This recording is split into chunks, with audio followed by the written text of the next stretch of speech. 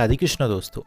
दुख दर्द प्रतिकूलता को आप भजन विरोधी मत मानिए मित्रों। ये एक ऐसा वरदान है जो हमें प्रभु से मिला देता है। प्रभु जिसे बहुत दुल्हार करते हैं उसे ही प्रतिकूलता देते हैं। इसलिए कभी साधक ये ना सोचे कि जब से मैं भजन में लगा तब से प्रतिकूलता ने घेर लिया।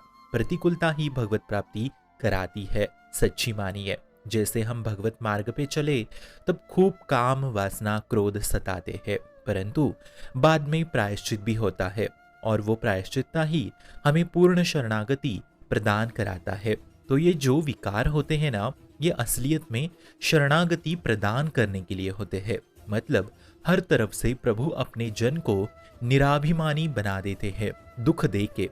अब ये बनाने के हथकंडे उनके अलग अलग हो सकते हैं। प्रभु जितनी प्रतिकूलता देते हैं वो सच्चा अपना बनाने के लिए देते हैं। इसे आप समझ लीजिए। जो शरणागति घोर साधना से भी नहीं होती वो केवल प्रतिकूलता से प्राप्त होती है।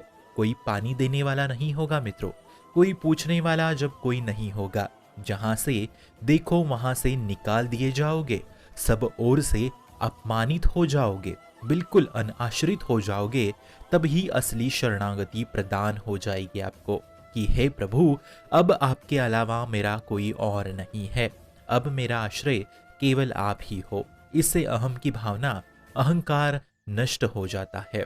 असाध्य रूप ही भगवान की अहितु की कृपा होती है। इसलिए मित्रों, हम प्रतिकूलता को ये ना माने कि ये बाधा रूप में कष्ट देने के लिए आई है। बिल्कुल नहीं। सच्ची मानो, प्रतिकूलता में जो भगवत स्मरण होता है वो अनुकूलता में नहीं होता। सब मुझे प्यार करे, सम्मान दे, शरीर स्वस्थ हो, खूब धन संपत्ति हो, इसमें शायद आप भगवान को भूल भी सकते हो। लेकिन जब हर तरफ से प्रतिकूलता दुख है तब निरंतर प्रभु का स्मरण अपने आप होते रहता है। इसलिए माता कुंती ने कहा कि हे प्रभु, हे गोविंद, मुझे पग पग पे विपत्ति दीजिए, क्योंकि मेरे विपत्ति के समय पे आप दौड़ते हुए आए हैं। यही मुझे चाहिए। प्रतिकूलता हमारे जीवन को कृष्णमय बना देती है मित्रों। विश्वास करना, जिस दिन कोई मित्र नहीं रहेगा, जिस दिन कोई तुमसे बात करने वाला नहीं होगा, जिस दिन सब तुम्हें भूल जाएंगे, उस समय जो आर्त भाव आता है कि हे नाथ, अब आपके सिवा मेरा कोई और नहीं है, तो यही बात प्रभु सुनना चाहते हैं मित्रों। और जब तक ये बात हृदय में नहीं आती तब तक असली शरणागति पुष्ट नहीं होती। प्रभु एक ऐसी स्थिति लाते हैं अपने शरणागत भक्त के ऊपर कृपा करके कि सब उससे मुंह मोड़ लेते हैं। हर उपाय से वो हार जाता है।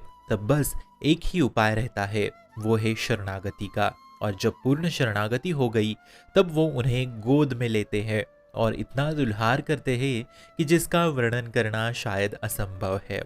कितने भी भक्तों के चरित्र आप पढ़िए, भक्तमाल पुराण से, 42 लीला पुराण से, सबको प्रतिकूलता मिली परंतु अंत में दुल्हार भी मिला।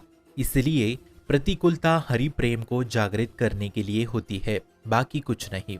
हरि शरण में आने से विपत्तियां घेर लेती है। आपको सच्चा भक्त बनाने के लिए, पक्का भक्त बनाने के लिए शुरुआत में हमारा मन विषयी बन कच्चा घड़ा होता है मित्रों, जिसे हरि प्रतिकूलता दुख दर्द दे के पक्का घड़ा बना देते हैं।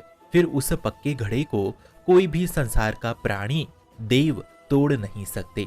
इसलिए ठाकुर जी पे भरोसा रखे, उनकी शरणागति पे विश्वास करे और कभी भी ये ना माने कि कोई भी विपत्ति हमें दंड देने के लिए आई है।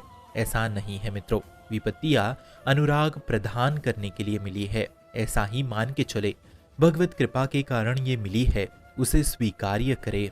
सच्ची मानिए, जब पाने को भोजन ना हो, रहने को स्थान न हो, कोई अपना ना हो, तब जो प्रभु से प्यार होता है ना, वो साधना से प्यार उत्पन्न नहीं होता। इसलिए संत जन प्रतिज्ञा करते हैं कि हे नाथ, मेरी दृष्टि में आपके सिवा कोई और हो ही ना, ऐसा मुझे बना दो। और जिस दिन प्रतिकूलता का अनुभव आपको मिलेगा उस दिन समझ लेना कि ठाकुर आपके ऊपर बरस गया। उसी समय तुरंत शरणागत हो जाना, तब परिस्थितियां अनुकूल होने लगेगी।